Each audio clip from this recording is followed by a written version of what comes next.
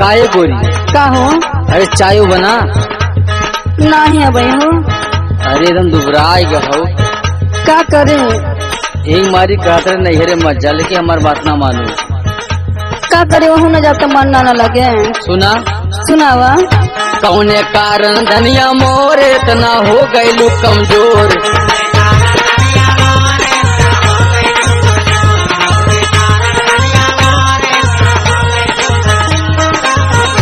कौने कारण धनिया मोर इतना हो गईलू कमजोर। के बा मरलिस के गरियौलिस नाई हरवा में।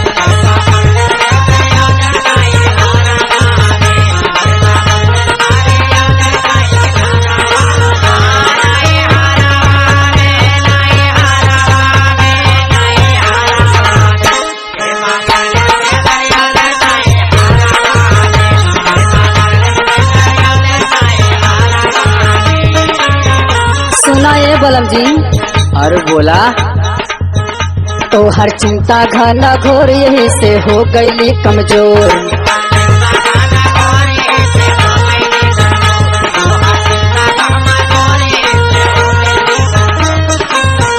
तो हर चिंता घना घोर यही से हो गईली कमजोर। काहे रखले बड़ा राजा सवतियाना।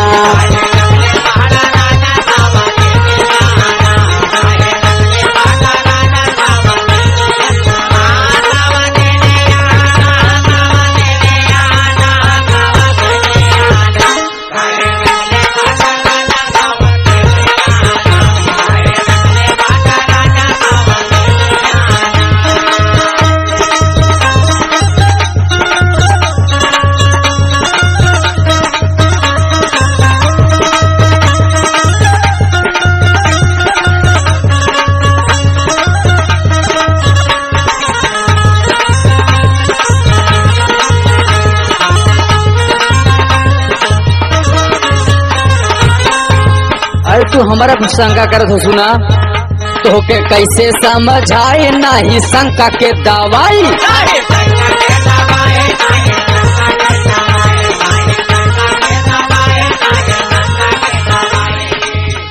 तो के कैसे समझाए नहीं शंका के दवाई। नाचन वालन के न कवन गुजरवाना। अच्छा ये बात बा। आहो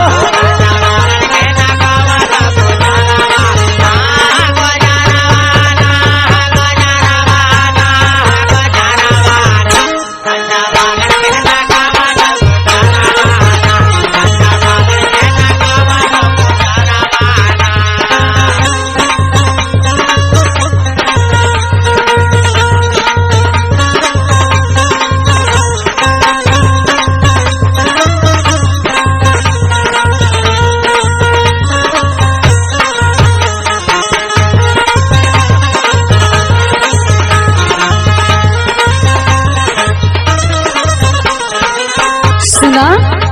बोला हो। आधी आधी रात ले तू कहाँ रहला हो? अरे ऑफिस पे जाए थे। कहाँ रहा काम धाम न कर कहाँ जाए थे? सर्वेश के यहाँ जाए थे, त्रिलोकी के यहाँ जाए थे।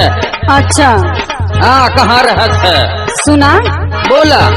हमके जीन बहकावा कहाँ रहला तू बतावा।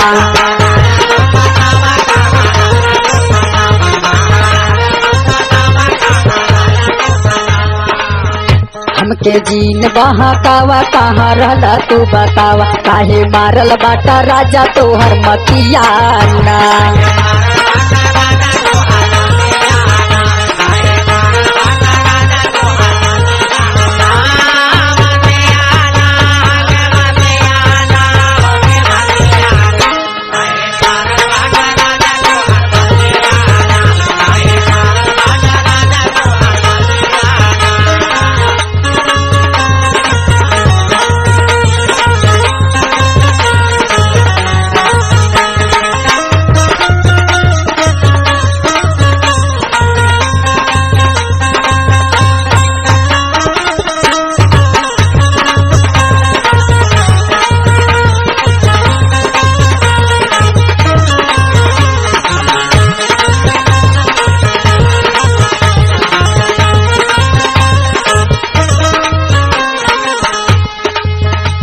कहा तो कहा रहा था हाँ और तुम्हारा लगा था कि धनंजय संग दारू पी था तू तो लगता हला। और पंकज के संग जन बेंजू बजावत हन। हाँ सुना कहा बाटे टेंशन बारी यार बतिया माना तू हमार। अच्छा